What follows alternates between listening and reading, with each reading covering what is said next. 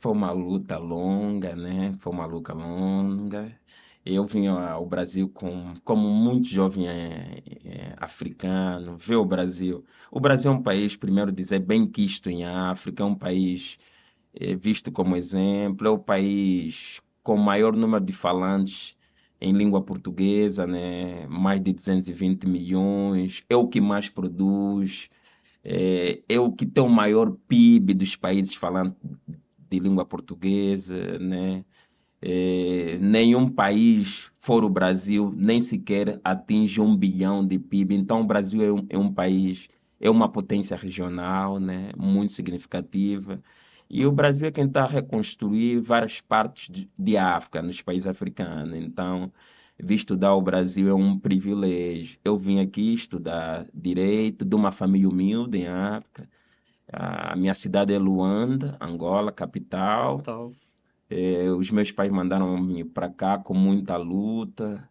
E, e quando cheguei aqui, vi que o Brasil tem as suas estratificações, tem os seus problemas sociais, e que para poder se destacar aqui requer muita disciplina.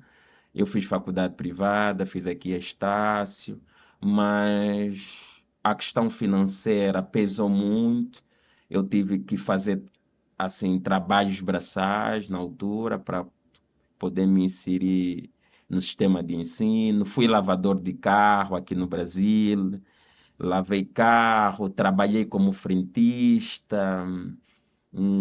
Durante anos trabalhei na Nike, fui aqui boa parte no Rio de Janeiro, subi morros, me conhecem como Nike Man, o homem da Homem Nike. da Nike. Vendi muitas blusas da Nike, chuteiras, né? Tive esse trato, conheci pessoas incríveis também.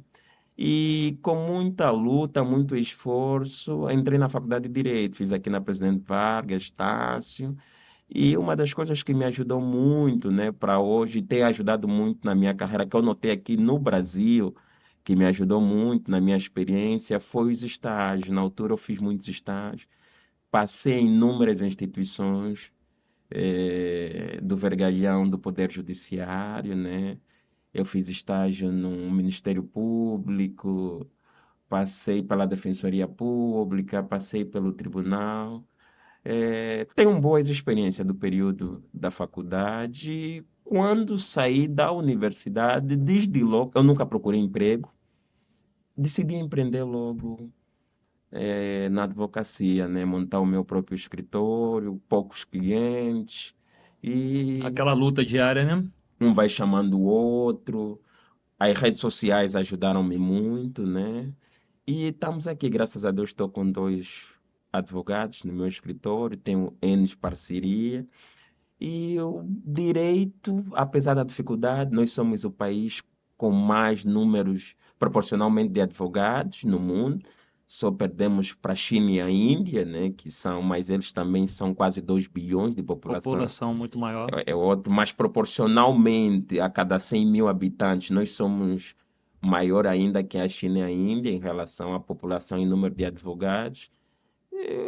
Ouvi muito aquela máxima, mercado saturado, judiciário extremamente moroso. Ainda é possível viver da advocacia, amo advogar e a advocacia me permite cumprir a minha parte do pacto federativo e social, né, que é a busca de um equilíbrio social, né, de um equilíbrio. A gente luta por garantias de direito e contra injustiças, né, doutor Fábio? Perfeito.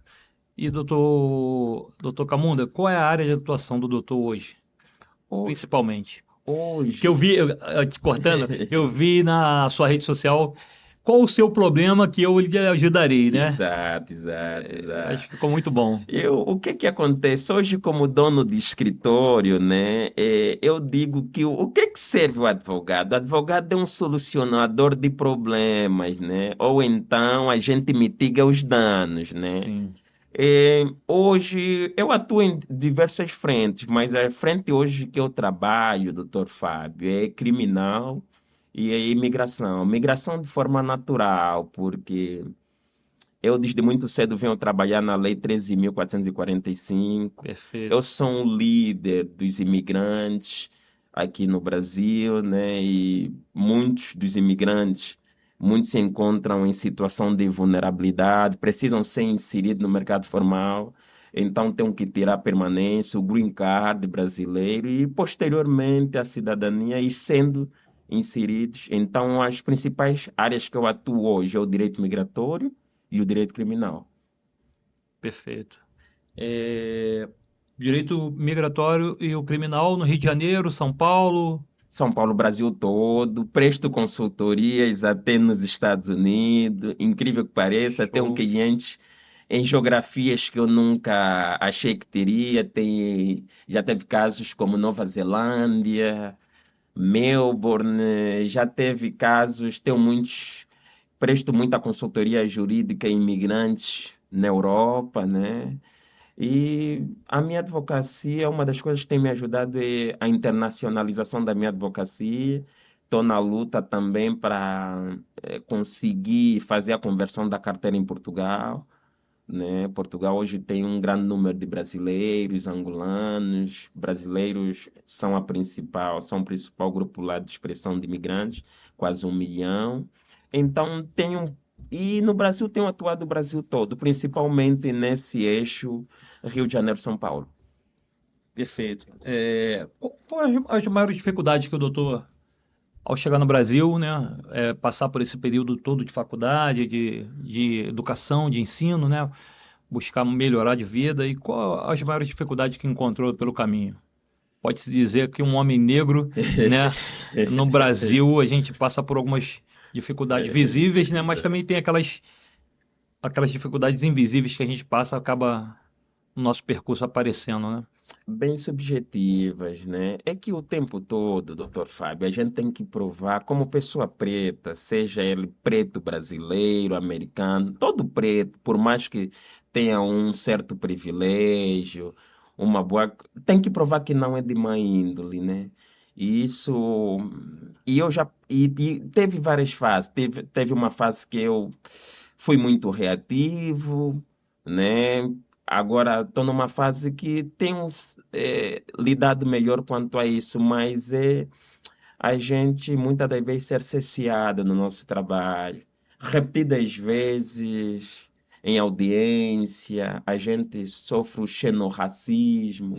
O Nossa, Ministério Público vê aí diante de uma audiência, o colega, o promotor, faz perguntas engraçadas, mas com um teor cômico, né? cômico, jocoso. Jocoso, Até querendo. parece que o colega, estou vendo que o colega não é daqui, não é? Ela vê a situação linguística, apesar de 12 anos morando no Brasil, e o sotaque, né? É, Ainda, apesar que eu me esforço o máximo, mas é aquilo, né? O cordão umbilical que me liga à África mantém o sotaque.